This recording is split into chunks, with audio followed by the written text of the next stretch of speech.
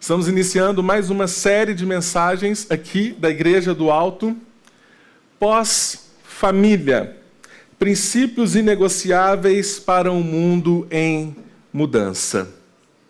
Quando você acessa as redes sociais ou liga a televisão, esses dias estava assistindo um determinado programa de debate entre algumas pessoas, entre alguns homens especificamente, e um deles comentou a respeito disso. Isso me chamou muita atenção. Como que um deles falou, não, nós já vivemos em um tempo onde nós já passamos, estamos à frente de alguns desses valores da família. Isso me preocupou muito, de pensar qual caminho nós estamos trilhando, como estamos sendo influenciados por esta cultura. Por isso, durante este mês, nós vamos falar sobre este tema. Geralmente, nós abordamos o tema de família no mês de maio. Separamos um tempo de mensagem, uma série de mensagens. A nossa série passada, Refeição em Família, está no nosso canal do YouTube e também todas as nossas séries de mensagens você pode acessar pelo Spotify. Então, se você está ali no carro, está trabalhando, você pode colocar ali no Spotify e acompanhar também as nossas séries. Mas eu preciso falar algumas coisas com vocês antes de começar. O objetivo desta série não é gerar culpa. Todos nós somos filhos de um único casal. A nossa origem, Adão e Eva. E eles pecaram. E por causa disso, o pecado em nossas vidas, em nossa cultura, e nós cometemos erros. Quando nós falamos sobre família, nós vamos lembrar de muitos dos erros que nós já cometemos.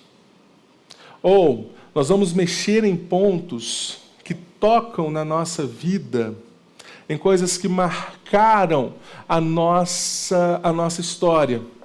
Então, algumas séries de família vão ser, assim, uma série reconfortante, que traz muita esperança, mas eu já preciso avisar que outras como essa vai ser uma série que vai mexer com as nossas feridas, com as nossas marcas, trazer algumas memórias, ser confrontados em algumas coisas que nós vivemos, ou lembrar de algumas coisas que nós já vencemos pela graça do Senhor e de algumas coisas que nós precisamos superar. Quando, igreja, nós passamos por uma série onde talvez ela é um pouco mais dura, se eu pisar no calo de alguém aqui, você pode ter certeza que eu já fui não só pisado no calo, mas totalmente pisado pelo Senhor, nosso Deus, no preparo dessa mensagem. Se foi duro algo para vocês, com certeza, meus irmãos, é confrontador para a minha vida também. Mas o objetivo dessa série é buscar na palavra de Deus quais os princípios fundamentais para a família e demonstrar como o grande inimigo da família é a cultura contemporânea e, por trás dela, Satanás. Como que ao longo da história nós vamos ver como que a família vive hoje e para onde ela está caminhando. Mas eu quero começar essa série com uma frase de um grande missiólogo chamado Ed Stetzer. E ele diz o seguinte: a cultura contemporânea não tem mais como capelão o cristianismo. Quando nós olhamos, até ali, nós temos alguns aqui da década de 50, alguns irmãos, vamos lá, gente, pode confessar, vai, pode abrir o coração. 40, 50, alguns irmãos aqui, provavelmente, 60 ali. Vocês lembram que, por mais que alguém, às vezes, nunca tinha ido à igreja, mas na família existiam alguns princípios cristãos. Na cultura existiam alguns princípios que ainda norteavam a família. Mesmo uma família que nunca foi à igreja. Porque nós vimos de um tempo onde o cristianismo, em um país cristão, principalmente como o Brasil, esses valores ainda traziam um norte para as nossas famílias. Mas hoje algumas pessoas já dizem que nós vivemos em um mundo pós-cristão. E esses valores já estão ultrapassados. Esses valores já não funcionam mais em nossos dias. Pensar de forma diferente. Mas sabe qual é o problema da cultura contemporânea? É o individualismo. Se antes alguém procurava ter um relacionamento com outra pessoa para exercer um determinado propósito, para viver juntos um propósito com alguém, para construir uma família. Hoje, alguém procura outra pessoa para ser feliz, para ter felicidade. Se antes alguém escolhia uma profissão pensando na sociedade como um todo, em como ela poderia colaborar com essa sociedade, com o seu trabalho, hoje, os jovens com 18 anos, quando pensam em escolher a sua profissão, geralmente fazem uma pesquisa sobre quanto ganha aquela profissão e a forma de escolher a profissão e quanto essa profissão pode render para a vida desse jovem vai ser um fator fundamental para que esse jovem, essa família, escolha essa profissão, buscando uma realização pessoal. O que era feito em prol da sociedade, agora é voltado para o indivíduo.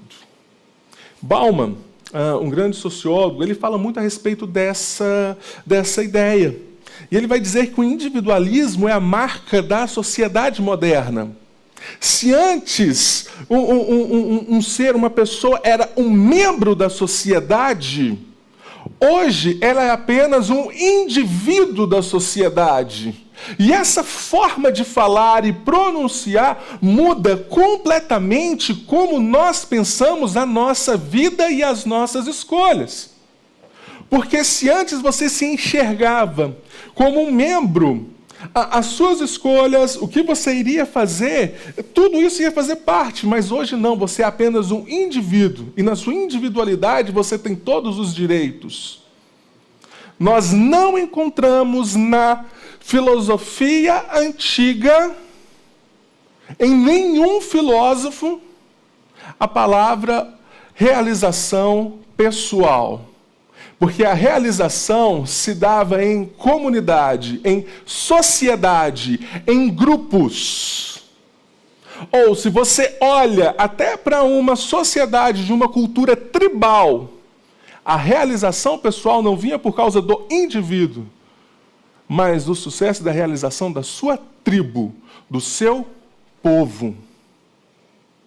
Mas agora, na sociedade moderna, não. A realização vem através apenas do indivíduo. Do que ele quer, do que ele escolhe, daquilo que traz felicidade, daquilo que traz prazer para a sua vida. Parece que nós nos tornamos quase que uma sociedade estomacal, porque tudo que nós escolhemos envolve aquilo que agrada apenas a nós mesmos e que vai saciar a nossa vida. E aí Bauman ele vai dizer, o que costumava ser considerado como tarefa para a razão humana, visto como dotação e propriedade coletiva da espécie humana, foi individualizado. Esse é o retrato da nossa cultura. Mas o pior é quando nós abrimos a palavra de Deus e buscamos na espiritualidade, na religiosidade, o encontro para esse individualismo. E, queridos, quando nós ligamos a televisão, abrimos a internet, quando nós olhamos as pregações atuais, Elas são quase que assim, um prato cheio para o egocentrismo moderno, que saciam completamente a fome de pessoas que estão e não conhecem a palavra de Deus, mas que supre as necessidades deste individualismo, que supre as emoções deste individualismo, mas completamente distante da cruz e distante da palavra de Deus. E muitas vezes essa é uma realidade na igreja. Tim Keller, ele tem um livro que ele escreveu com a sua esposa, Kate Keller, que chama O Significado do Casamento. E ele vai dizer o seguinte a respeito do casamento, citando um grande jurista americano. Uma união, o que se tornou o casamento? Uma união contratual, previamente que tinha por finalidade o amor mútuo, a procriação e a proteção, tem aos poucos dado lugar a uma nova realidade de casamento, como um contrato sexual limitado que visa a satisfação das partes individuais. E aí, se chega um determinado momento, alguém quebrou o contrato, ou alguém deixou de ser atendido, alguém se enxerga na relação de casamento como um cliente da outra pessoa, os problemas começam a acontecer em casa. Algumas coisas começam a desmoronar. E nós precisamos nos voltar para a palavra de Deus, nos lembrar do princípio da aliança conjugal. Este é o primeiro princípio para as nossas vidas. Eu quero pedir para você abrir o seu texto sagrado no Evangelho de Mateus.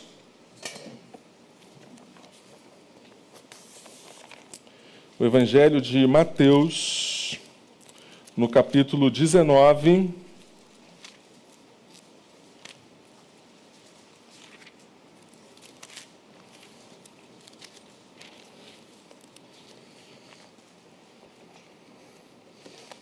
Nós vamos ler do versículo 3 ao versículo 6. O texto está projetado, mas mantenha o seu texto bíblico aberto. Vieram a ele alguns fariseus e o experimentavam, perguntando: é lícito ao marido repudiar a sua mulher por qualquer motivo? Então respondeu ele: não tendes lido que o Criador, desde o princípio, os fez homem e mulher, e que disse: por esta causa deixará o homem pai e mãe, e se unirá à sua mulher, tornando-se os dois uma só carne? De modo que já não são mais dois, porém uma só carne. Portanto, o que Deus ajuntou, não separe o homem. Senhor, obrigado por sua palavra, Pai. Carecemos da ação do Teu Santo Espírito para que possamos compreender a profundidade, a beleza da Tua palavra, os Teus ensinamentos para a nossa vida. Que o Senhor fale conosco, no nome santo de Jesus. Amém. Jesus tinha alguns companheiros que, sinceramente, eu não desejo para nenhum de nós. E eram aqueles, assim, que estavam sempre presentes. Onde Jesus estava, um deles estava lá para poder ouvir o que Jesus estava falando e esperar o momento certo para dar aquele bote em Jesus e dizer: eu sabia, você não é este homem que você diz ser. Você é um grande mentiroso. E estava atrás deles, então, os fariseus. Sempre com perguntas capciosas, sempre com perguntas assim de duplo sentido, sempre querendo pegar Jesus ali em suas palavras. E eles chegam então para Jesus e perguntam, veja a pergunta deles, gente. É lícito ao marido repudiar a sua mulher por qualquer motivo? Esses homens eram doutores. Esses homens eram homens assim, letrados, conhecedores da lei e da palavra, conhecedores da lei de Moisés, conhecedores dos textos de Moisés. profundos conhecedores. E eles perguntam para Jesus, por qualquer motivo? Isso nunca foi pronunciado na palavra de Deus. Isso nunca foi dito dessa forma. O que eles estavam fazendo menção é ao texto de Deuteronômio, capítulo 24, no versículo 1, que Moisés fala a respeito do divórcio. E ele diz, se um homem tomar uma mulher e se casar com ela, e se ela não for agradável aos seus olhos, por ter ele achado coisa indecente nela, e se ele livrar um termo de divórcio, então sim, ela poderia ter o direito, ele teria o direito ao divórcio. Mas, por um motivo muito específico. Mas sabe o que acontecia na época de Jesus? Tinham duas escolas de pensamento. A primeira escola era o Shammai. Shammai é um judeu, assim, tradicional, duro, ríspido, direto, honesto com os ensinamentos da lei, ou procurava ser, pelo menos, que veio de origem judaica. E para ele, seus alunos e seus seguidores, isso, coisa indecente significava exatamente a fornicação. Mas tinha uma outra escola, Hillel. E ele não. Hillel foi criado na Babilônia. Passou um grande tempo na Babilônia. Conheceu o mundo. Pensava assim, um homem do que talvez a gente pode dizer hoje de mente aberta. Vamos colocar dessa forma. Para ele e para os seguidores dele, qualquer coisa poderia ser motivo para o divórcio. Se o homem chegasse em casa e a mulher tivesse queimado o feijão, a comida ficou ruim, acabou com o meu dia, essa mulher estraga o meu dia, não quero essa mulher dentro de casa, então eu vou lavar um termo e pronto. Está acabado. Tudo isso. Esses pensavam dessa forma. Esses homens que estavam conversando com Jesus, queriam ver com Jesus qual era a linha de pensamento dele. Como que Jesus se comportava? Quem era Jesus? Mas Jesus, ele foi além de Moisés. Jesus, ele não se volta para a lei, mas ele volta para o princípio da criação. E é dessa forma que Jesus responde a esses homens. E o primeiro princípio que Jesus ele traz é a união. Veja, queridos, versículo 4. Então respondeu ele, não tendes lido que o Criador desde o princípio os fez homem e mulher? Jesus ele não retoma o texto de Moisés, Jesus se volta para o texto de Gênesis, capítulo 1 e capítulo 2. E Jesus ele traz aquilo que é o princípio ideal para o casamento. Posteriormente, a lei e os ensinamentos dos profetas vêm por causa do pecado. A lei vem para mostrar que nenhum homem pode se salvar e que todos nós pecamos.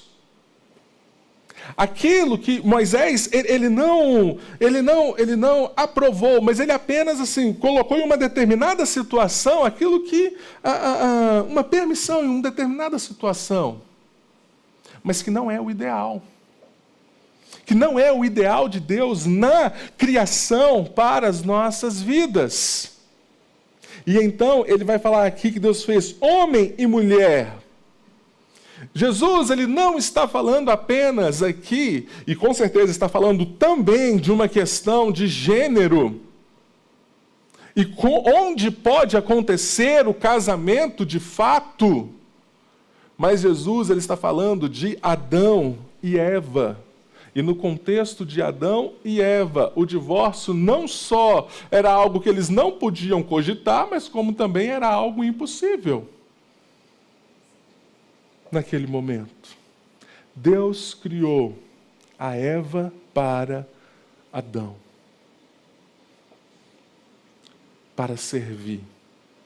Deus criou o Adão, o homem, para proteger, para cuidar, para ensinar, para nutrir, para cuidar de toda a criação de Deus, que Deus entregou ao homem, mas também para cuidar daquela parceira, daquela mulher. Sabe o que norteava, queridos? A ideia de casamento aqui, o propósito de Deus para o casamento, o papel de cada um, que cada um iria desempenhar no casamento. E essa união, ela não poderia ser quebrada. Um grande teólogo holandês, ele diz o seguinte: cada casal é uma cópia de Adão e Eva, e, portanto, sua união não é menos indissolúvel como Adão e Eva. Não é uma possibilidade no plano ideal de Deus para o casamento. Mas aí, queridos, nós vemos a cultura do consumo versus o princípio da aliança. Aí a coisa começa a complicar. Porque na cultura do consumo, quando uma parte não está satisfeita com algo, na cultura do consumo, quando alguém não se encontra feliz por algum motivo neste casamento, eles podem simplesmente quebrar esta aliança. Porque, afinal de contas, em nossa cultura, como nós vemos nas propagandas por aí, o que te faz feliz? E o casamento, nós entramos no casamento e a grande frase que às vezes nós colocamos é e foram felizes para sempre, como se o casamento fosse criado para que alguém fosse feliz. Onde na palavra de Deus nós encontramos o princípio de casamento para a felicidade? Sim, somos felizes, eu sou muito feliz com a minha esposa, claro! Por causa da graça de Deus, sofremos de momentos maravilhosos juntos, construímos algo juntos, temos uma filha maravilhosa, mas existem momentos difíceis? Vários. Vários. Que eu fico triste, que ela fica triste. O casamento não é para nutrir os anseios que nós temos com base em nossa cultura. O casamento é para que possamos exercer aquilo que é o propósito primário de Deus para a nossa vida, para o homem e para a mulher. O homem servir, nutrir, proteger, ensinar a sua esposa, a mulher honrar ao seu marido.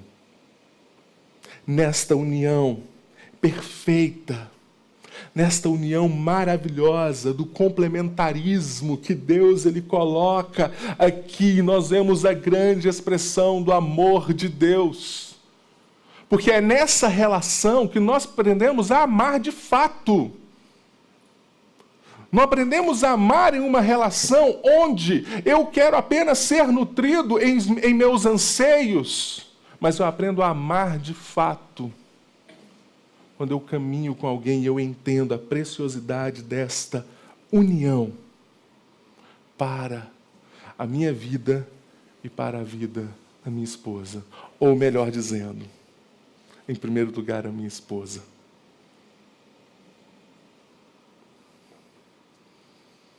Não como a gente pensa nesta cultura. Segundo princípio que nós vemos aqui é o compartilhar.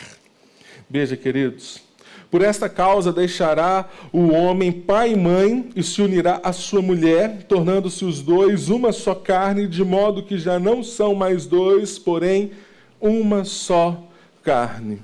Mais uma vez, Jesus retoma ao princípio da criação.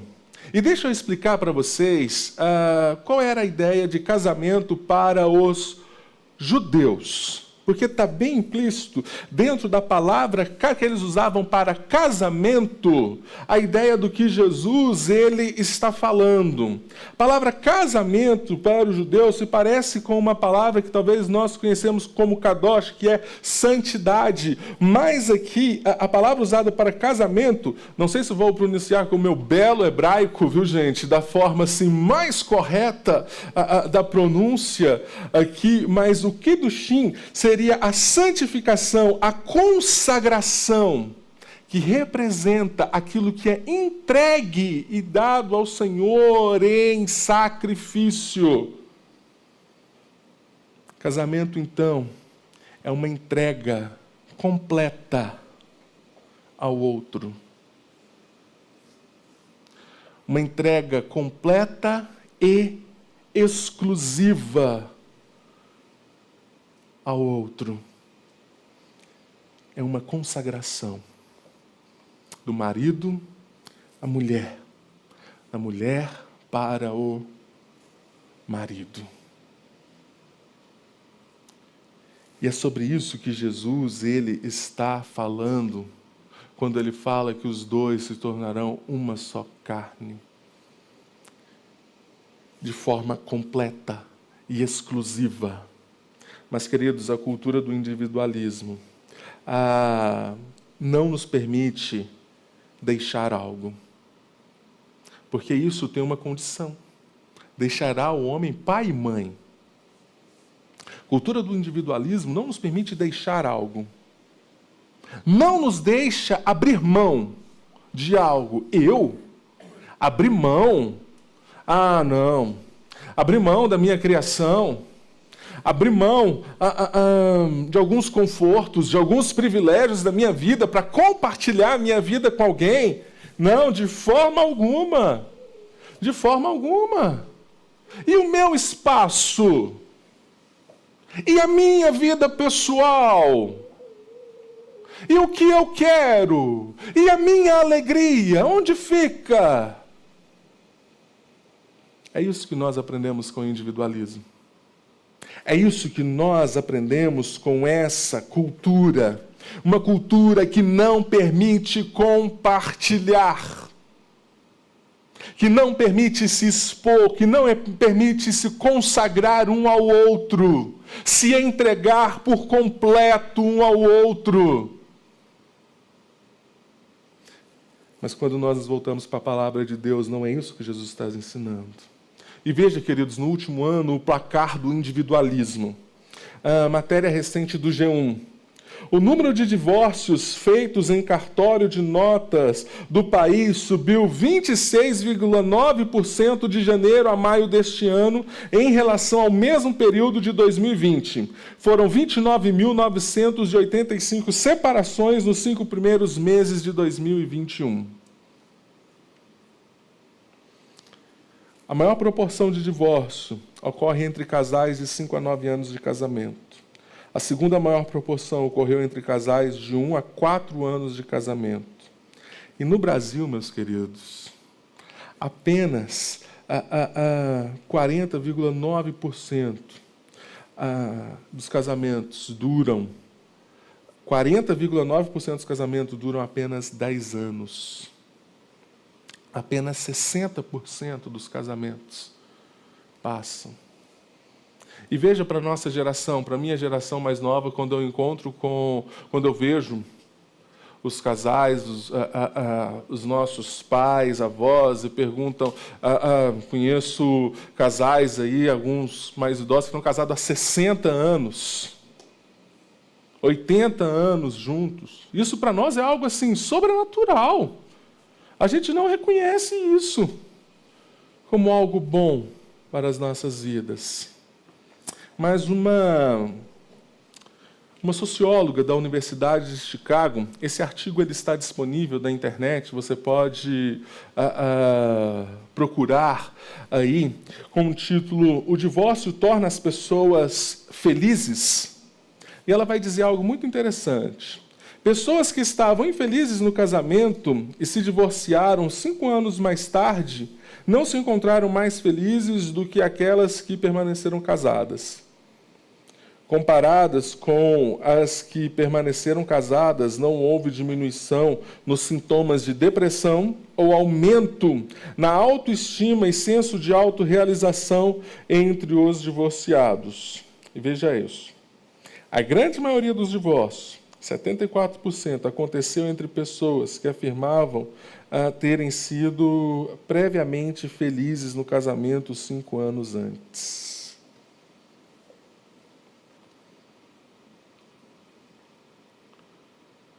Veja, queridos, o desastre disso em nossas vidas.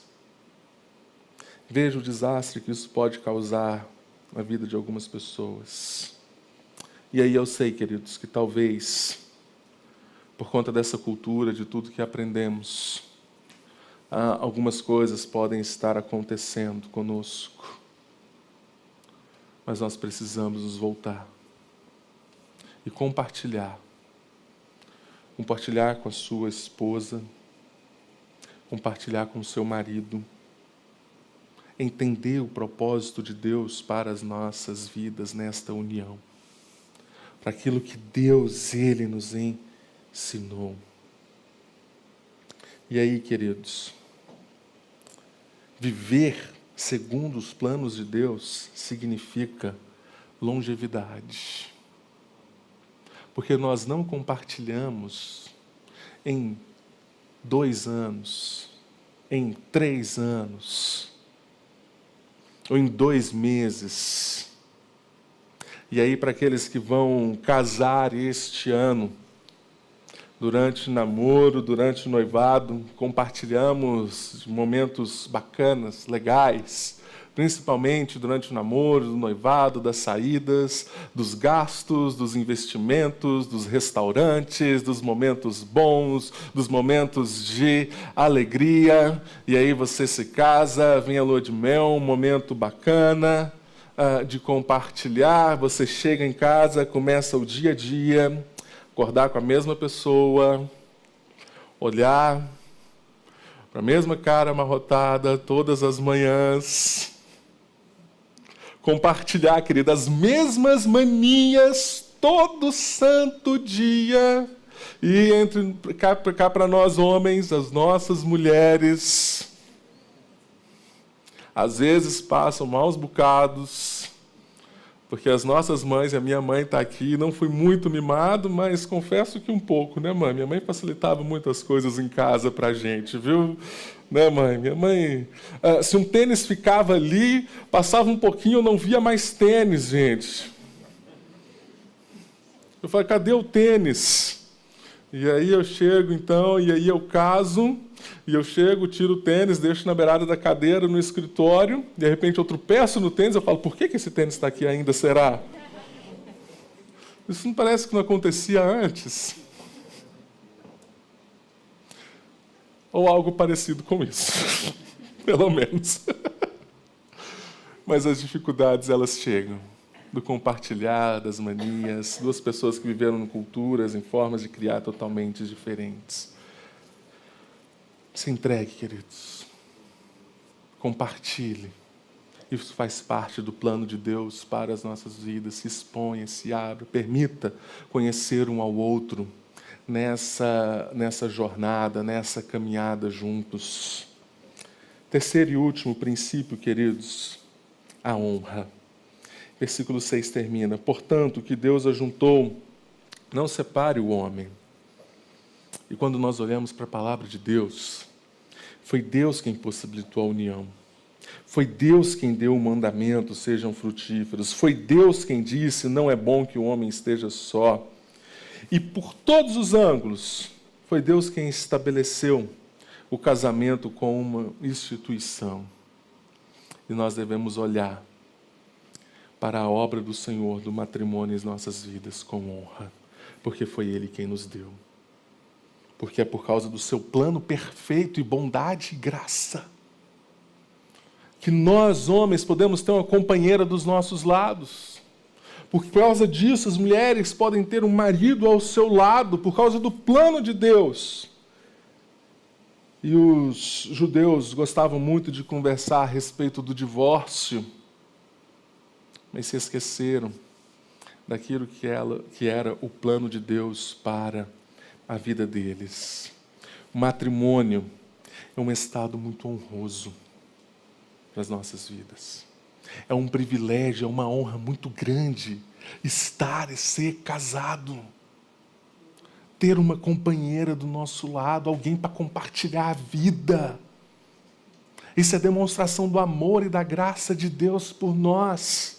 Comece a olhar para sua esposa com honra. Comece a olhar para o seu marido com honra.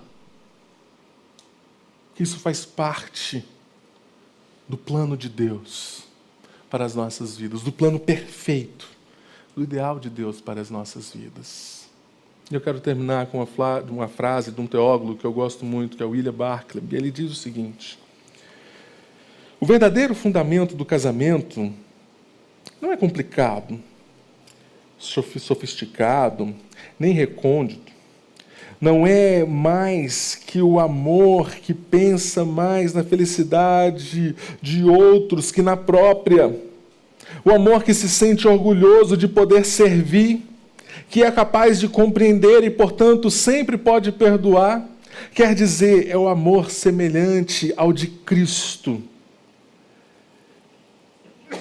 que sabe que, esquecendo-se a si mesmo, se encontrará e que, perdendo-se, se completará.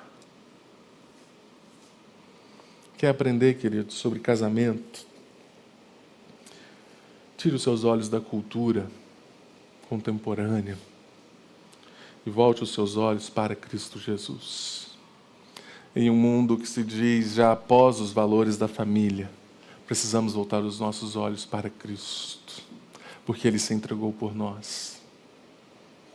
Ele pagou um alto preço pelos nossos pecados, morrendo a nossa morte, sofrendo a nossa dor, a nossa agonia, e se entregou em favor das nossas vidas.